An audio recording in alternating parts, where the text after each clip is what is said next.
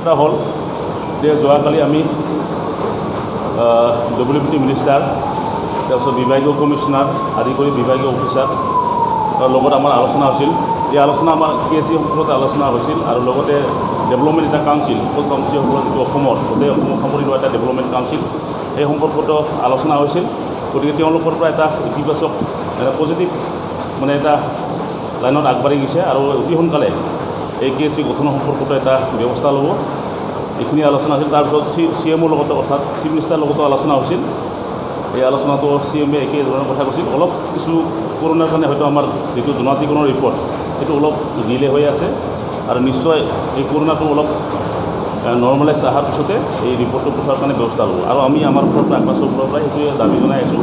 মই ভাবোঁ যে এই মিত্ৰজোঁটৰ চৰকাৰে অতি সোনকালৰ এই বিভিন্ন জনগোষ্ঠীৰ যি সমস্যাৰ লগতে আমাৰ প্ৰধানমন্ত্ৰীৰ যিটো সমস্যা দীৰ্ঘদিনীয়া এই সমস্যা সমাধান কৰাৰ কাৰণে আগবাঢ়িব। আৰু আমি দাবী জনাইছোঁ যাতে 21 চনৰ ভিতৰত অৰ্থাৎ এছেম্বলি ইলেকশ্যনৰ আগতে আমাৰ যি জনজাতিকৰণ প্ৰক্ৰিয়াৰ লগতে KSCৰ যিখিনি যাৱতীয় বস্তু ইমপ্লিমেণ্ট কৰিব লাগে অতি সোনকালে ব্যৱস্থা ল'ব, সেইখিনিকে আমি দাবী জনাইছোঁ। আৰু লগে লগে এইখিনি ব্যৱস্থা লোৱাৰ কাৰণে আমি হয়তো চৰকাৰক অলপ কেইদিনমান বাদ চাম। আৰু বড়ো কাশ্মীৰ ছাত্ৰ সন্থাৰ মূল দাবী ঐতিহাসিক পৃথক কমতাপুৰ ৰাজ্য পুনৰ গঠন আৰু কোচাচংচী জনগোষ্ঠীক জনজাতিকৰণৰ লগতে কোচাচংচীসকলৰ বিভিন্ন সমস্যা সমাধানৰ ক্ষেত্ৰত বৰ্তমান সময়ত অসম চৰকাৰৰ সৈতে চলি থকা আলোচনা সংক্ৰান্তত আমি ৰাইজক অৱগত কৰাৰ কাৰণে আজিৰ এই সংবাদমেলখন আয়োজন কৰিছোঁ। যোৱাকালি অসমৰ WPT and BC ডিপাৰ্টমেণ্টৰ মন্ত্ৰী মাননীয় শ্ৰীযুত চন্দন মহম্মদ ডাঙৰীয়া সৈতে বড়ো কাশ্মীৰ ছাত্ৰ সন্থাৰ 3জনীয়া প্ৰতিনিধি দলৰ এক গুৰুত্বপূৰ্ণ আলোচনা অনুষ্ঠিত হয়। আৰু এই আলোচনা কাৰ্যকালৰ সময়ত কোচাচংচীসকলৰ সমস্যাসমূহ বৰ্তমান পৰ্যায়ত কোন স্তৰত অৱনীত হৈছে সেই ক্ষেত্ৰত আমি বিতংভাৱে তেওঁলোকৰ পৰা জানিব বিচৰাত বৰ্তমান ঐতিহাসিক পৃথক কমতাপুৰ ৰাজ্যৰ দাবীটো গঠন কৰাৰ ক্ষেত্ৰত কেন্দ্ৰীয় চৰকাৰৰ সৈতে আৰু পশ্চিমবংগ চৰকাৰৰ সৈতে যিহেতুকে আলোচনা অনুষ্ঠিত কৰি সমস্যাটো ৰাজনৈতিকভাৱে সমাধান কৰিব লাগে।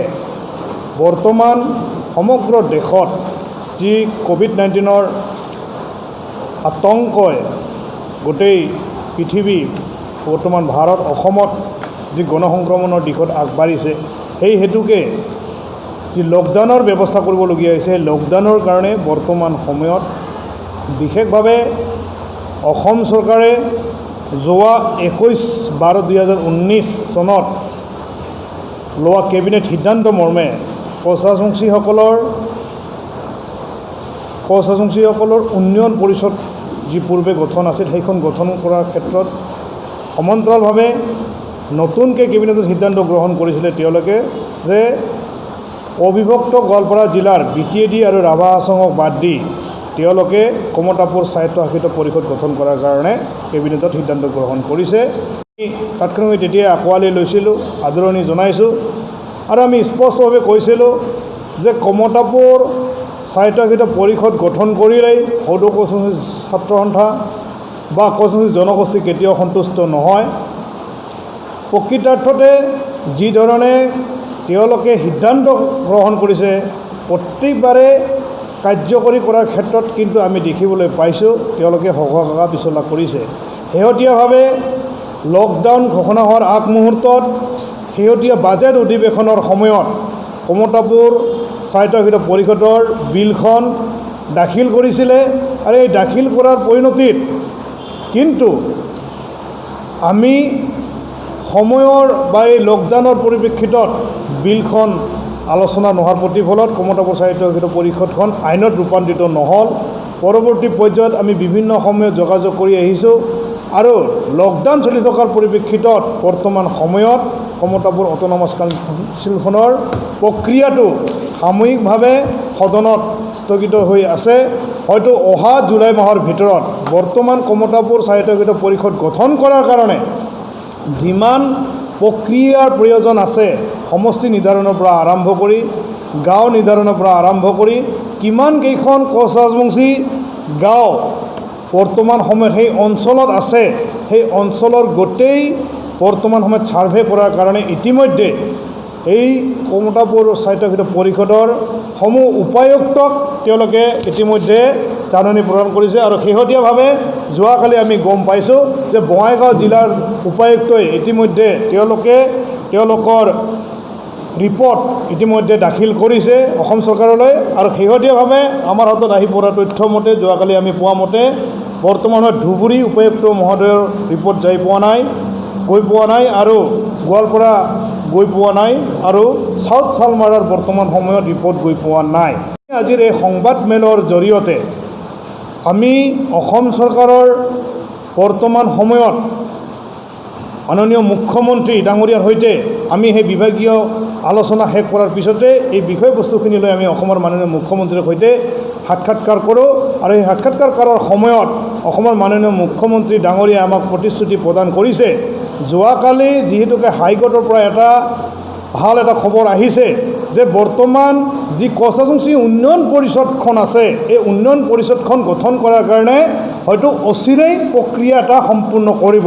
কাৰণ ইমান দিনে হাইকোৰ্টত এই বিষয়টো লৈ মোকদ্দমা চলি থকাৰ পৰিণতিত কচাচুংচি উন্নয়ন পৰিষদ সমিতিখন গঠন কৰিব পৰা নাছিল। আৰু শেহতীয়াভাৱে যোৱাকালি যেতিয়া আমি গম পালোঁ, তেওঁলোকে আমাক প্ৰতিশ্ৰুতি দিছে হয়তো 15 দিনৰ ভিতৰতে কচাচুংচি উন্নয়ন পৰিষদখন গঠন কৰাৰ ক্ষেত্ৰত অসম চৰকাৰে ব্যৱস্থাপনা কৰিব। আৰু শেহতীয়াভাৱে বৰ্তমান সময়ত জনজাতিকৰণৰ বিষয়টোৰ ক্ষেত্ৰত আমি অসমৰ মাননীয় মুখ্যমন্ত্ৰী ডাঙৰীয়াক আমি স্পষ্টভাৱে যোৱাকালি আমি কৈছিলোঁ যে অসমত গঠন কৰি দিয়া যি মন্ত্ৰীগত সমিতিখন আছে, এই মন্ত্ৰীগত সমিতিখনৰ প্ৰতিবেদন ইতিমধ্যে প্ৰস্তুত কৰাৰ কাৰণে যি প্ৰথমলানিৰ আলোচনা অনুষ্ঠিত কৰিব লগা আছিল, সেই আলোচনা ইতিমধ্যে অনুষ্ঠিত কৰা হৈ গ'ল। কিন্তু বৰ্তমান সময়ত ছেকেণ্ডলানি আলোচনা অনুষ্ঠিত কৰাৰ কাৰণে বিভাগীয় মন্ত্ৰীক আৰু লগতে এই কমিটিখনৰ অধ্যক্ষ ডাঙৰীয়াক নিৰ্দেশনা দি যাতে অনাগত দিনত অচিৰেই আমাৰ এই প্ৰতিবেদনটো কেন্দ্ৰীয় চৰকাৰলৈ, জনজাতিকৰণৰ প্ৰতিবেদনটো কেন্দ্ৰীয় চৰকাৰলৈ প্ৰেৰণ কৰি 2020 চনৰ আগন্তুক যি গ্ৰীষ্মকালীন যি বাজেট অধিৱেশন হ'ব উভয় সদনতে, এই উভয় সদনতে আমাক জনজাতিকৰণ কৰাৰ ক্ষেত্ৰত তেওঁলোকে দিয়া প্ৰতিশ্ৰুতি আখৰে আখৰে পালন কৰিব বুলি আমি আশাবাদী। আৰু সেই ক্ষেত্ৰত অসমৰ মাননীয় মুখ্যমন্ত্ৰীয়ে নিশ্চিতভাৱে তেওঁ এই ক্ষেত্ৰত অহা 2 সপ্তাহৰ ভিতৰত তেওঁলোকে এই চূড়ান্ত যি জনজাতিকৰণৰ সংক্ৰান্তক লৈ আলোচনা অনুষ্ঠিত হ'বলগীয়া আছে, এই আলোচনাখন অনুষ্ঠিত কৰিব বুলি আমাক যোৱাকালি স্পষ্টভাৱে জনাইছে। আৰু অতিকে এটা ভাল খবৰ যে সাংসদ বৰ্তমান নৱনিৰ্বাচিত বিশ্বজিৎ দৈমাৰী ডাঙৰীয়াও যিধৰণে 332 আৰ্টিকেল মতে জনজাতিকৰণ কৰাৰ ক্ষেত্ৰত বিধি পথালি দিছিল, সেই ক্ষেত্ৰত তেওঁ ইতিমধ্যে কৈছে যে জনজাতিকৰণ কৰাৰ ক্ষেত্ৰত বৰ্তমান সময়ত তেওঁলোকৰ কোনো আপত্তি নাই। আৰু সেয়েহে জনজাতিকৰণ কৰাৰ ক্ষেত্ৰত আমি স্পষ্টভাৱে কৈছোঁ যে যিসকলে বৰ্তমান সময়লৈকে জনজাতিকৰণৰ বিৰোধিতাচৰণ কৰি আমাৰ সমস্যাটো সমাধান কৰাৰ কাৰণে বিধি পথালি দি আছে, তেওঁলোকক অনুৰোধ জনাইছোঁ যে জনজাতিকৰণ কৰাৰ ক্ষেত্ৰত তেওঁলোকে যাতে কোনো ধৰণৰ বিধি পথালি নিদিয়ে। আৰু সেয়েহে আছিলে গতিকে যোৱাকালিয়ে আমি যোৱাৰ লগে লগে গম পালোঁ যে অলৰেডি হাইকোৰ্টে অৰ্ডাৰ দিছে যে উন্নয়ন পৰিষদ গঠন কৰাৰ কোনো আপত্তি নাই, গতিকে ইমিডিয়েট গঠন কৰিব বুলি আমাক প্ৰতিশ্ৰুতি দিলে। আৰু লগতে যি জনজাতিকৰণৰ যি প্ৰক্ৰিয়া, আমাৰ যি এটা কেবিনেট উপসমিতি গঠন কৰি দিছিলে আমাৰ হিমন্ত বিশ্ব ডাঙৰীয়াৰ নেতৃত্বত, আমাক যোৱাকালি মুখ্যমন্ত্ৰী ডাঙৰীয়াই ক'লে চন্দ্ৰবাবু উপস্থিতিত যে চন্দ্ৰবাবু আমাৰ এই কেবিনেট উপসমিতিৰ এজন মেম্বাৰ আৰু তেখেতৰ দায়িত্বত আছে, গতিকে এইটো ইমিডিয়েট আলোচনা কৰি জনজাতিকৰণৰ যি প্ৰক্ৰিয়া, যিখন প্ৰতিবেদন যুগুত কৰি অতি সোনকালে চিফ মিনিষ্টাৰৰ ওচৰত দাখিল কৰিব লাগে আৰু এইখন দিল্লীলৈ অতি সোনকালে প্ৰেৰণ কৰিবলৈ আমাক প্ৰতিশ্ৰুতি দিলে। আৰু যাৰ কাৰণে আমি কালি যি আলোচনা হ'ল, এই আলোচনা সুখী। আৰু আমি আশাবাদী যে এই বিজেপিৰ লগতে যি যৌথ চৰকাৰ, বিজেপি BPF যি যৌথ চৰকাৰ, এই যৌথ চৰকাৰখনে কচাচুংচি যি সমস্যা, এই সমস্যা আগন্তুক যি বিধানসভা নিৰ্বাচন আহি আছে 2021, ইয়াৰ আগে আগে সমাধান কৰিব বুলি আমি আশাবাদী। আৰু তাৰ কাৰণে আমি চৰকাৰৰ লগত সদায় সহযোগত থাকিম। আৰু আমাৰ যি প্ৰাপ্য অধিকাৰ, এই অধিকাৰখিনি অতি সোনকালে সমাধান কৰিব বুলি আমি চৰকাৰক আজিৰ এই প্ৰেছ মিটৰ জৰিয়তে যি ক'লে তাকে আমি সমৰ্থন জনাই অতি সোনকালে আমাৰ এই সমস্যাখিনি সমাধান কৰিব লাগে বুলি আমি চৰকাৰক আহ্বান জনাইছোঁ।